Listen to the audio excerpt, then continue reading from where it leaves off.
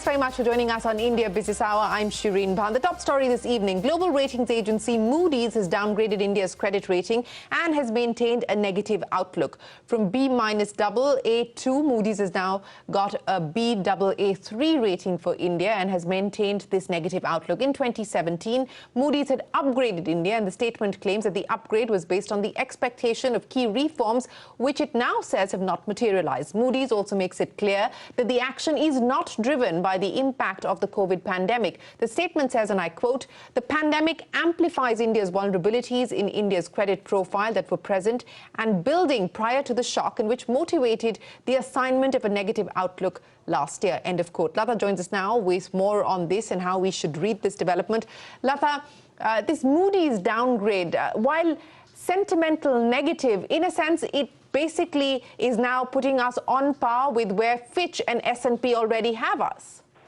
Yes, and that's why the impact may not be very big. I think it was Moody's seminal error to have upgraded us when there wasn't enough raw material. They went by what the government told them about fiscal consolidation. But in the past 3 years, since they upgraded us, the fiscal deficit has been rising, and that's why this decision by Moody's to bring us back to the Baa3, which is the rating that S&P and Fitch have given us, was always expected. The worrisome part is that they maintain the negative outlook. Now that's scary, because usually after the outlook, in 6 months, a decision is taken whether to retain the negative, make it stable, or give a lower rating. If they lower us to further, then we reach junk status, and that would be bad news. So my sense is, at the moment, I checked with some dealers who have offshore terminals. The rupee did react to go all the way to 76, and then it came back to about 75, 84, I'm told. So there is a 10 pice weakness, and tomorrow RBI will manage that very easily. The danger is, according to me, the negative outlook, not the downgrade. Yes, not the downgrade itself. Lata, hang in there. We've also got Anant Narayan joining us. Anant, many thanks for joining us. As Lata was pointing out, sentiment negative, but essentially Moody's bringing us to the level that S&P and Fitch already have us. What do you make of this? Do you believe that this is going to have any bearings on the bond market tomorrow? Evening, Shireen. I think Lata covered it extremely well. I'm just going to parrot whatever she said. Not a surprise. This was due anyway. I think the worrisome part, as Lata mentioned, was the fact that they've retained the negative watch. And clearly, from a bond market and overall market perspective, I think what Fitch does next is going to be watched very critically now. All the 3 rating agencies now have India at the minimum investment grade, so obviously going below that would be a bit of a problem. Having said that, I think, look, we've got to break macros separately and the market separately. There's no surprise that macros are not looking in good shape. Our growth is not looking good. Our fiscal position is looking terrible. Our overall banking and financial services ecosystem is not in good shape. None of this is a surprise. None of this, frankly, is going to impact markets. In fact, at this point in time, RBI is buying dollars. We are actually seeing a net inflow because of current account turning into a surplus and other flows coming in. There isn't really any short-term threat as far as currency markets are concerned. Likewise, for bond markets, I don't really expect a reaction as such. I think we've got to stop pretending that macroeconomics determines markets in the short run, just as markets need to stop pretending that they are harbingers of what's happening to the macroeconomy in the medium run. So no impact on the markets besides a small blip maybe. But yes, the macros aren't looking great. Markets will be immune to that for the time being. Okay. Well, actually, Anant, they have given the same fiscal deficit that you have always calculated in your public commentary. You have said that the fiscal deficit is actually 5.6 or 5.9, right? That's what they are now calculating. Do you think that this putting us negative is a worry? Do foreign funds look at the negative outlook, which means we are a hair's breadth away from junk status because of Moody's? Will that be a material difference? It will make a difference, Lata. But I think it impacts us more because we also have these hopes of getting into global indices as far as bond markets are concerned. Now, many of the global indices do require us to be in the investment grade, so it is something to worry about. But very broadly, look, I think people have a general goodwill towards India, irrespective of what rating agencies say. So I'm not sure it's going to have a short-term impact as such. This is pretty much well-known news anyway. But clearly, the macros aren't looking good. And the good news, as far as I'm concerned, is we still have time to repair them. And I hope and pray that we can do that over the medium term. You're right about what you said, Anant, that the markets are clearly not tracking the macros, and the markets by themselves may not be an indicator of the macros or the health of the macros.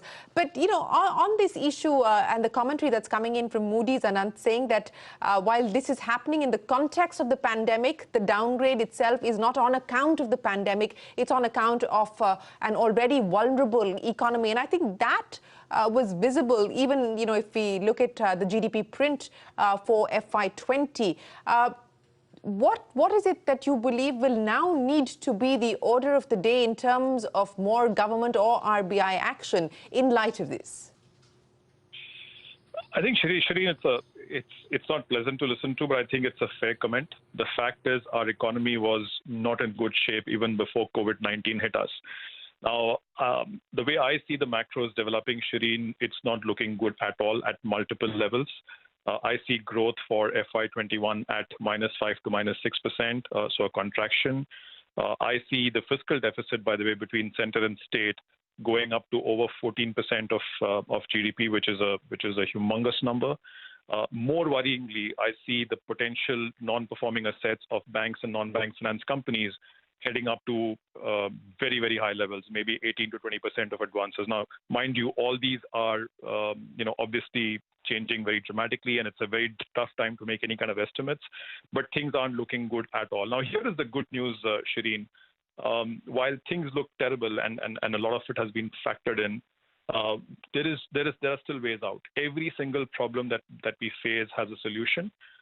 What I'm hoping for, therefore, is that we use this crisis to good effect and do what we did in 1991, which is do all the reforms which are required and have been put off for some time.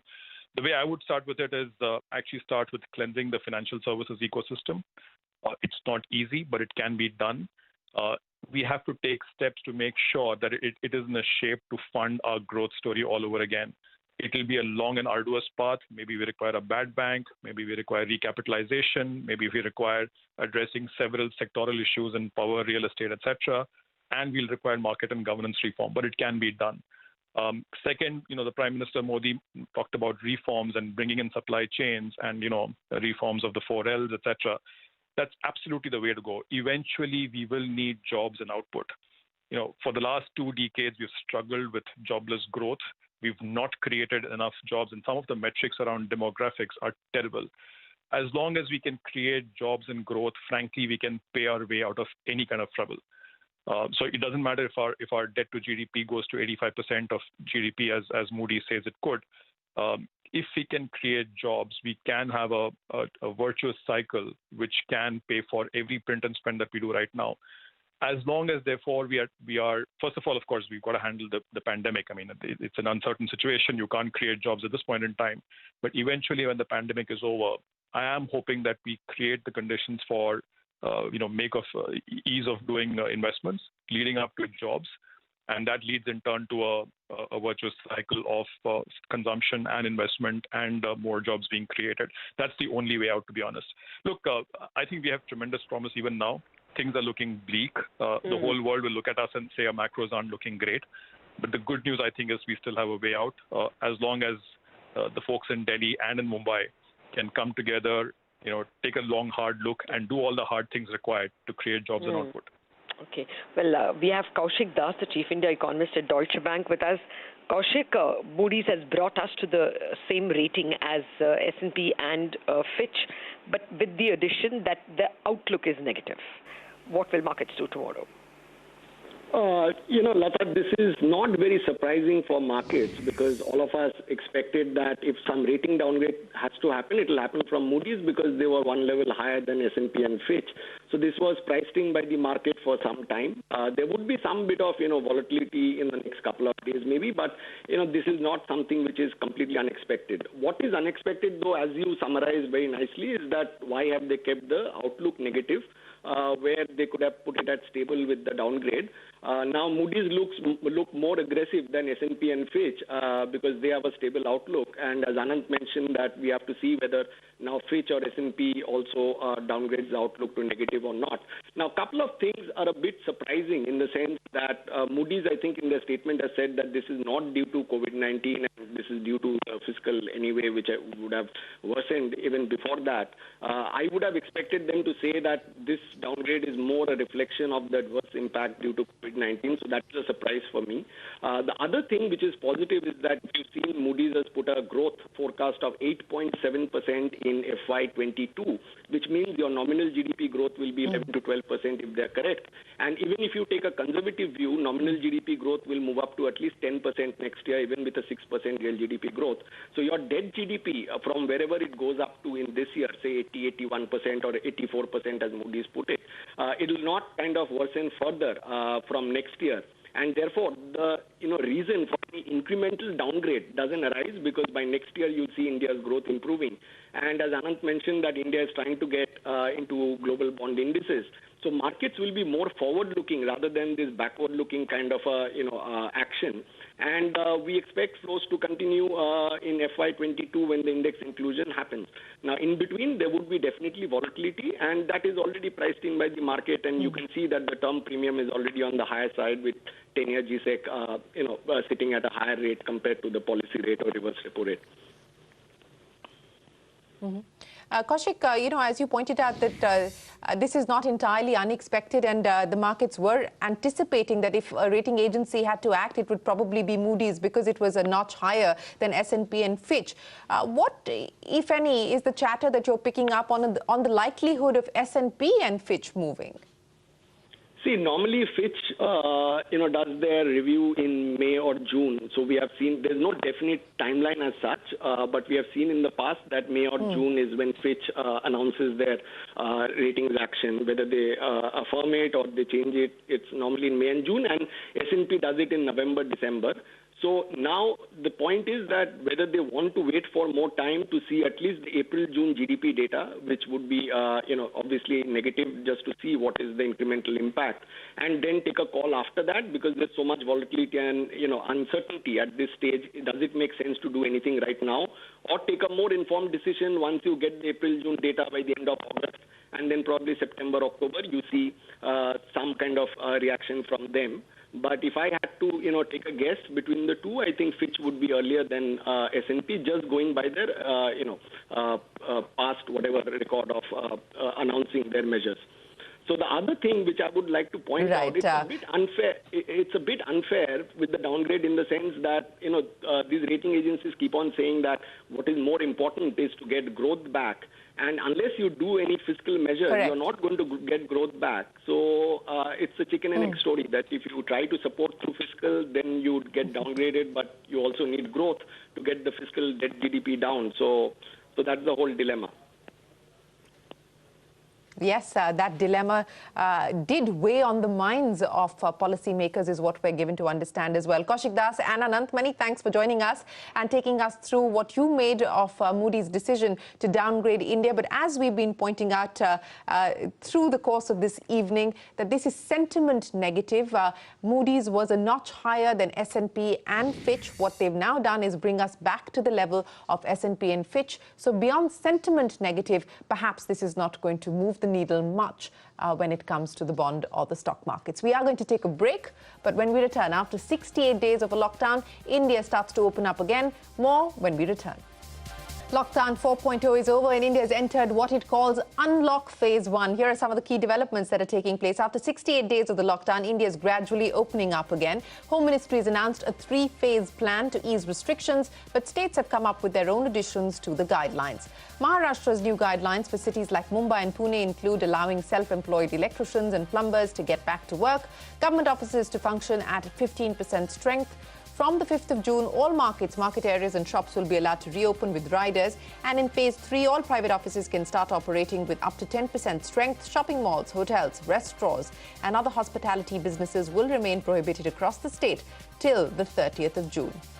Delhi's Chief Minister Arvind Kejriwal has announced a slew of relaxations for the national capital. He's lifted restrictions on the number of persons that can travel in private and rental vehicles. The state has also allowed the opening of barber shops and salons and lifted all restrictions on the functioning of industries. But malls and hotels will remain shut. Restaurants will only offer home delivery or takeaway services. The UP government has eased lockdown restrictions in line with the centre's guidelines. Restaurants, malls, hotels and religious places can reopen from the 8th of June. All government offices will operate with 100% workforce but with staggered timing. State-run bus service will also operate but with restrictions on the number of passengers. Karnataka has allowed restaurants, malls, hotels and religious places to reopen from the 8th of June. It will take a call on reopening of educational institutions in the second phase. Restrictions on interstate and intrastate movement of persons and goods has also been lifted. Well, here are ground reports from different cities. Karnataka has allowed restaurants, hotels, shopping malls and places of worship to restart from June 8th, which will be the first phase of the unlocking of the lockdown. Karnataka has also said there will be no restrictions on interstate travel, but in new guidelines it has said that passengers coming from Maharashtra will have to undergo mandatory institutional quarantine. Remember, just last week Karnataka had said passengers from 6 states, which included Delhi, Rajasthan, Madhya Pradesh, Gujarat and Tamil Nadu, apart from Maharashtra, would have to undergo institutional quarantine. But now it has singled out Maharashtra given the increasing number of cases in the state coming from passengers who have travelled from the state. However, those who come from Maharashtra with a negative test COVID certificate not more than 2 days old will be exempted. Well, Tamil Nadu has clearly chosen to err on the side of caution and thereby mandating that all theatres, malls, restaurants, places of worship and of course, schools and gyms will remain shut until June 30th. Now, even as the government has chosen to say this and make this mandatory, COVID-19 cases, remember, are ever on the spike. At last count, 1,167 cases spiked in the state. Now, interestingly enough, the government has also said that restaurants can open on June 8th. However, these restaurants will have to ensure that no air conditioning is on. Now, in a major differentiator between the state and the city of Chennai is rather simple. While all factories and offices in the districts of Tamil Nadu can operate at 100% workforce, as far as Chennai is concerned, there is a clear 40% rule as far as private offices are concerned and a 25% rule in terms of workforce as far as factories are concerned. State transportation can ply in the districts, while in Chennai it continues to remain shut at least June 30th. So a major differentiation between the districts and the city, while all theatres, malls, schools and gyms will continue to stay shut until June 30th. Shireen. I'm right now in the Worli area and you can see behind me the traffic movement has increased as relaxations have come in from the Maharashtra state government. For the high burden municipalities like that of Mumbai, there is a graded mission begin again process. June 3rd is the first phase when you would see people being allowed to go out to do physical activity, physical exercises. However, indoor gyms will still be closed. Electricians, plumbers, garages, etc. would be allowed to offer their services with SOPs, and government offices will open up with 15% staff. In phase 2, which is June 5th, you would see more economic activity on the roads with shops being open. Phase 3 on June 8th will see private offices opening up in Mumbai, Pune and other such municipalities. So phased reopening across the country. Now, India's coronavirus count is near the 2 lakh mark, overtaking France and taking the number 7 spot in the list of countries with the most number of infections. As of this morning, the Health Ministry reported nearly 8,400 cases in the last 24 hours. This is the second straight day the 8,000 mark has been breached and the biggest single-day jump for the 4th day in a row. But, and here's the good news, the last 24 hours has also seen nearly 4,900 people recovering from the virus, taking the total recoveries to nearly 92,000 deaths, and the fatality rate continues to be fairly low.